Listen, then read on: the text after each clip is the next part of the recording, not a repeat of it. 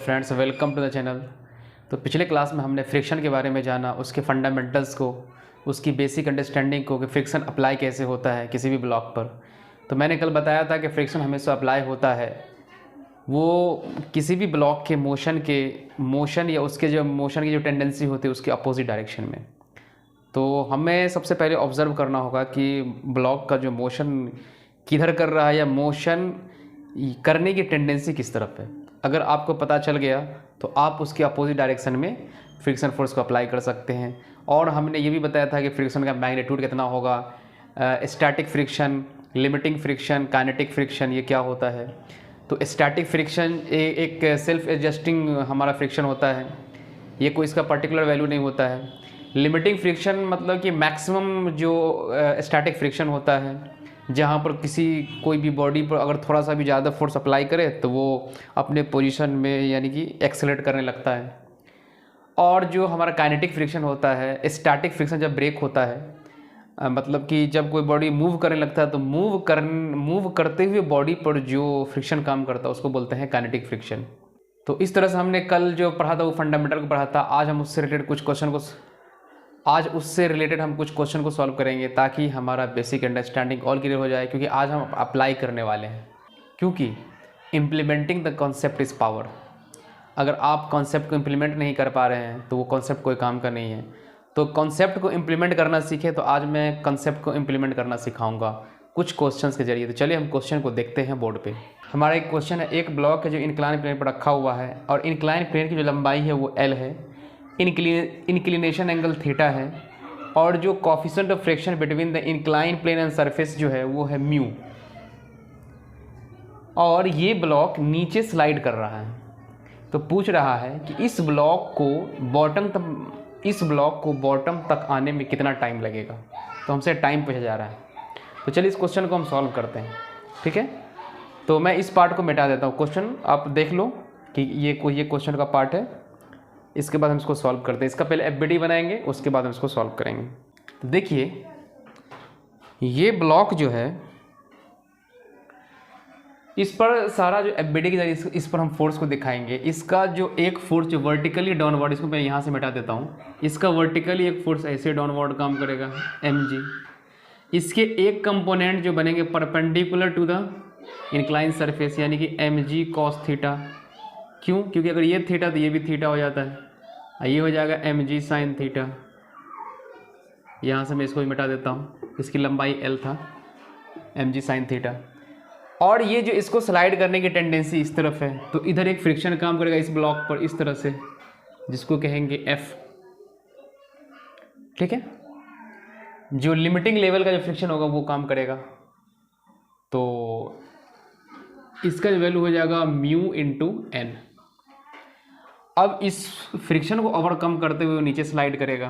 तो इसका जो इक्वेशन बनेगा, इसका इक्वेशन कैसे बनेगा, इक्वेशन हम बनाते हैं यहाँ पे कि mg sin theta minus mu n equal to mass into acceleration. क्योंकि जब गिरेगा तो मान लेते हैं एक्सेलरेशन के साथ गिरेगा। तो सबसे पहले हम एक्सेलरेशन का फाउंड आउट करते हैं। तो mg sin theta minus mu, और n का वैल्यू क्या होता है, नॉर्मल रिएक्शन देखो, क्योंकि ये नॉर्मल ऐसे मारेगा इस पे ऐसे, mg नॉर्मल बैलेंस करेगा, यानी mg cos थीटा बैलेंस कर देगा नॉर्मल को। तो नॉर्मल का वैल्यू mg cos थीटा के बराबर हो जाएगा। तो ये जाएगा mg cos theta equal to mass into acceleration. mg को कॉमन ले सकते हैं, तो ये हो जाता है sine theta minus mu cos theta equal to ma।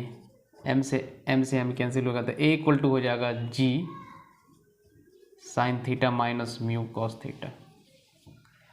तो इस तरह से हमारा a का वैल्यू निकल गया, हमें एक्सेलरेशन निकल गया। तो अब हम काइनेमेटिक्स के जरिए टाइम को निकाल सकते हैं, क्योंकि ये ब्लॉक को रिलीज किया जाता है। रिलीज मतलब जस्ट इसको छोड़ दिया, तो इसकी जो इनिशियल वेलोसिटी होगी वो ज़ीरो हो जाएगी।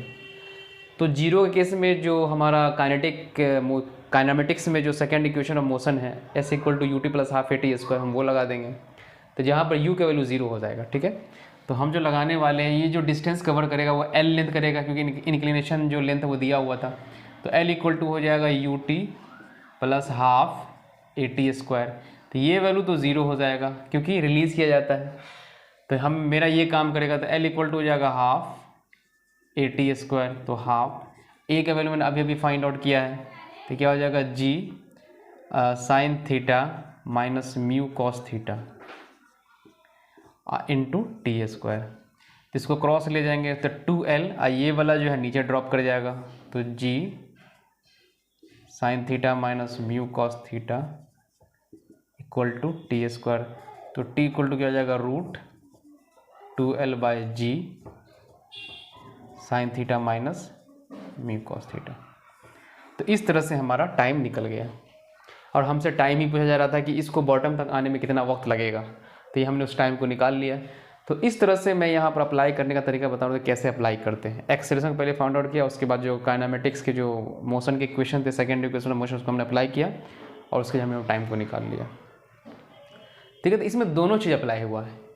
जो मैकेनिक्स में जो दो पार्ट होते हैं, काइनेमेटिक्स एंड डायनामिक्स, तो डायनामिक्स का पोर्शन जो अप्लाई हुआ एक्सेलरेशन को फाइंड आउट करने में, अब काइनेमेटिक्स का पोर्शन अप्लाई हुआ है टाइम को फाइंड आउट करने में। तो दोनों चीज़ को यहाँ पर हमने अप्लाई करके इसको बनाया। तो चलिए अगले सवाल की तरफ मूव करते हैं। है कि एक ब्लॉक है जो सरफेस पर रखा हुआ है, 6 kg का ब्लॉक है, और सरफेस का जो कोफिशिएंट ऑफ फ्रिक्शन है वो दिया हुआ है 0.2, और इस पर 2T F equal to 2T force apply किया गया। यहाँ पर जो फोर्स है ये हमारा कांस्टेंट फोर्स नहीं है, हमारा फोर्स टाइम डिपेंडेंट फोर्स है। जिस तरह से टाइम बढ़ेगा हमारा फोर्स का मैग्नीट्यूड भी बढ़ेगा। यहाँ पर देखिए टाइम अगर 1 सेकेंड रखते हैं तो मेरा फोर्स का जो मैग्नीट्यूड वो हो जाएगा 2 न्यूटन। अगर मैं फोर्स को न्यूटन में मेज़र करूँगा टाइम को सेकेंड में, अगर T इक्वल टू 2 सेकेंड होगा तो फोर्स का जो मैग्नीट्यूड होगा 4 न्यूटन होगा, 3 तो 6 न्यूटन।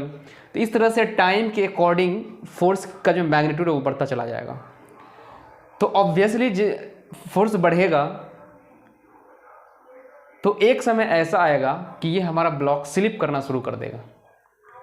लेकिन उससे पहले हमें लिमिटिंग वैल्यू निकालना पड़ेगा। लिमिटिंग वैल्यू समझते हो ना, लिमिटिंग वैल्यू जो फ्रिक्शन का लिमिटिंग वैल्यू है, कितना फोर्स तक, कितना फ्रिक्शन फोर्स मैक्सिमम अप्लाई हो सकता है स्टैटिक लेवल पे।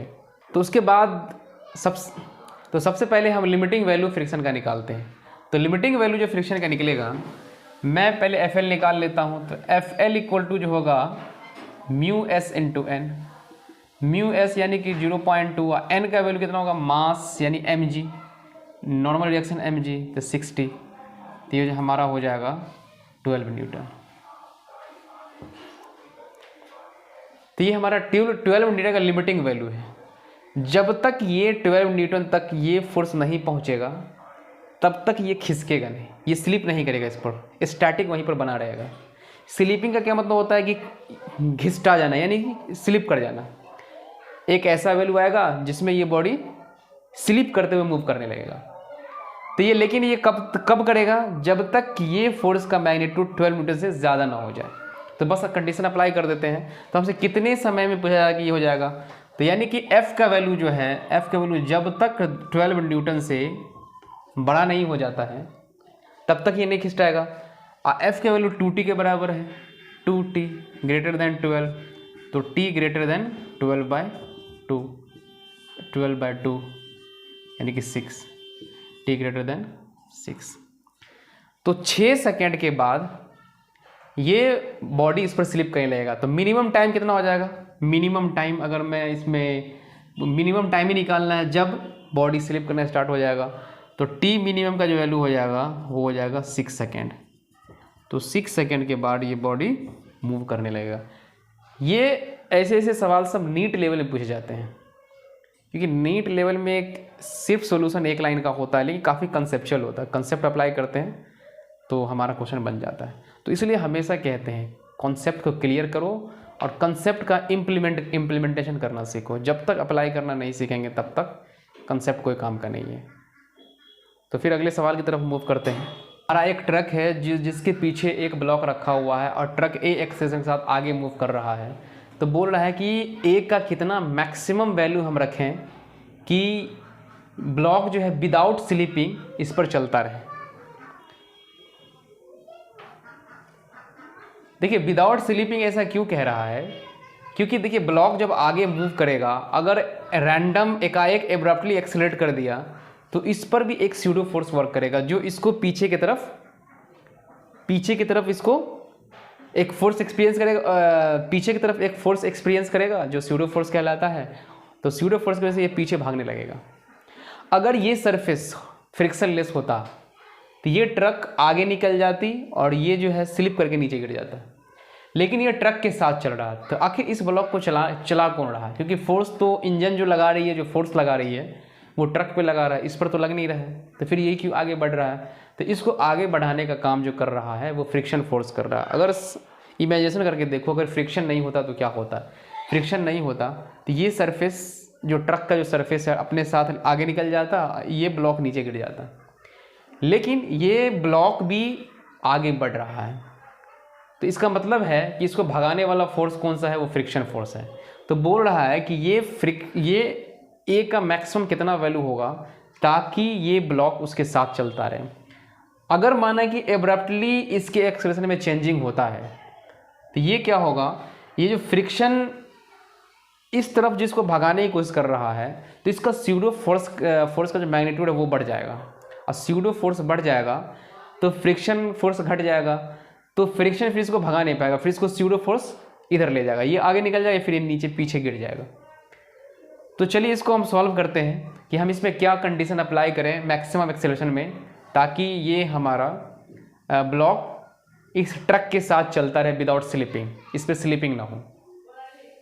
तो सबसे पहले हम देखते हैं कि ब्लॉक का सबसे पहले हम एफबीडी बनाते हैं। और देखिए ब्लॉक जो भाग रहा था, इसमें फ्रिक्शन लग रहा था, इसका कुछ ना कुछ फ्रिक्शन कोफिशिएंट भी होगा, मान लेते हैं वो म्यू है। कितना है? म्यू। तो चलिए इसका हम एफबीडी बनाते हैं। एफबीडी जब बनाएंगे तो ये जो ब्लॉक भाग रहा है ट्रक के साथ, इसका मास मान लेते हैं m है। क्या है? तो देखिए हम ट्रक के फ्रेम में जाकर इसका एफबीडी बनाएंगे, तो ट्रक आगे बढ़ रहा है तो इसका स्यूडो फोर्स जो काम करेगा वो पीछे काम करेगा, मास इनटू एक्सेलरेशन। लेकिन ये स्यूडो फोर्स की मैग्नीट्यूड कम होगा, किससे? फ्रिक्शन से। अगर ये ज़्यादा हो तो फिर स्लिप कर जाएगा, तो इस पर जो एक फ्रिक्शन काम करेगा इस तरह से का, ये इधर इसको भगाना चाहेगा लेकिन फ्रिक्शन इसको इधर रोक के रखेगा, तो यानी कि Fs। तो इसका वैल्यू जो होगा म्यू इंटू एन। अब म्यू इंटू एन क्या होता है? Mu m g. तो इसमें हमें एक कंडीशन अप्लाई करना कि ये फोर्स जब तक ये वाले फोर्स से बड़ा होगा, यानी कि Fs greater equal to mass into acceleration, तब तक ये आगे बढ़ता रहेगा। तो मैक्सिमम कितना हमें फ्रिक्शन अप्लाई करना है? मैक्सिमम कितना अप्लाई करना है? तो ये हो जाएगा हमारा mu m g greater than m a. Mu m g greater than m से एम कैंसिल हो जाएगा, तो ए जो हो जाएगा less equal to mu g के बराबर हो जाएगा। तो मैक्सिमम वैल्यू जो होगा इसका, ए मैक्स का वैल्यू जो होगा वो म्यू जी के बराबर होगा।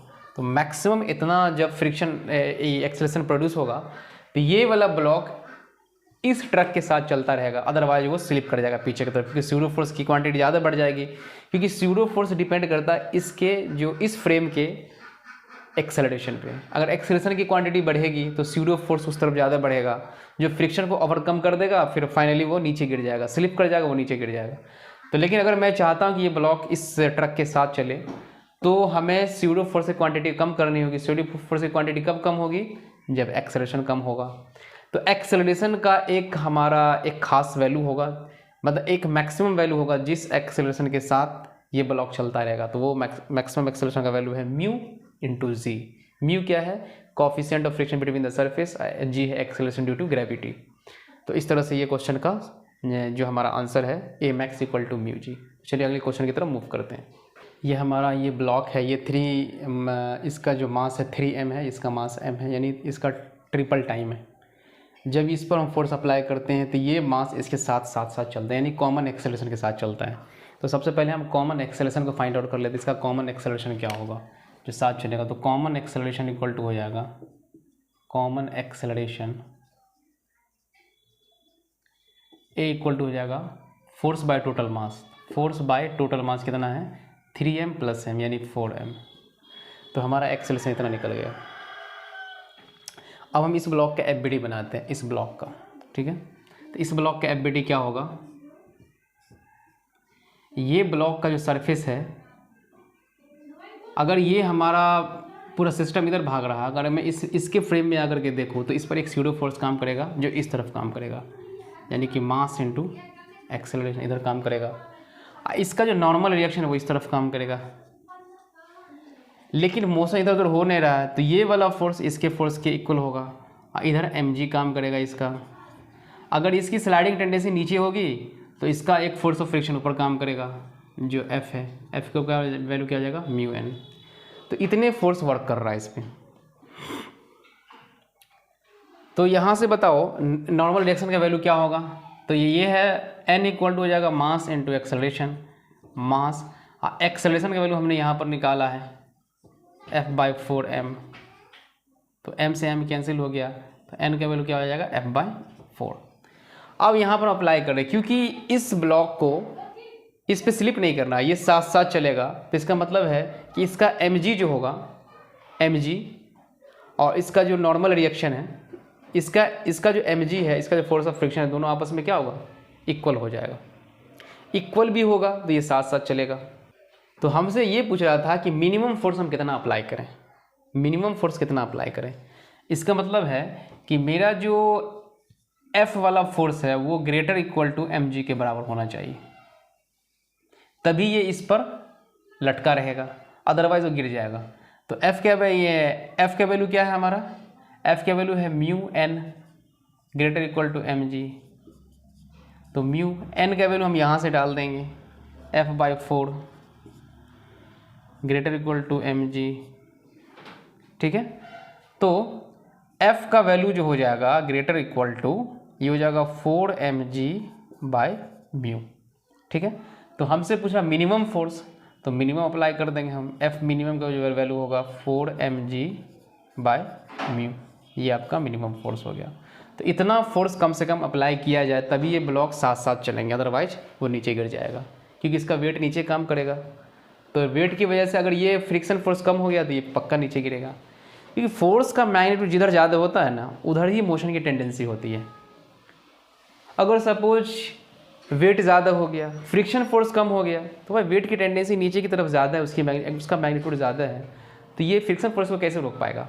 तो फ्रिक्शन फोर्स बड़ा होगा तभी ये वेट को रोक पाएगा, अदरवाइज नहीं रोक पाएगा। तो वही कंडीशन को हमने अप्लाई कर दिया है कि F greater equal to 4mg/μ, तो मिनिमम वैल्यू कम से कम इतना अप्लाई करना पड़ेगा, और उससे ज़्यादा कुछ भी रहेगा तो चलेगा, लेकिन कम से कम तुम्हें इतना अप्लाई करना होगा 4mg/μ, तभी ये ब्लॉक साथ साथ चलेगा। तो इस तरह से आज का क्लास यहीं पर ख़त्म होता है। अगर वीडियो अच्छा लगे तो वीडियो को लाइक करें, हमारे चैनल को सब्सक्राइब करें, अपने दोस्तों के साथ ज़्यादा से ज़्यादा शेयर करें और बेल आइकन को प्रेस करना ना भूलें।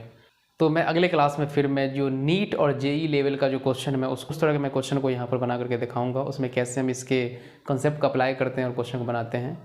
तो तब तक के लिए stay motivated. Thanks for watching.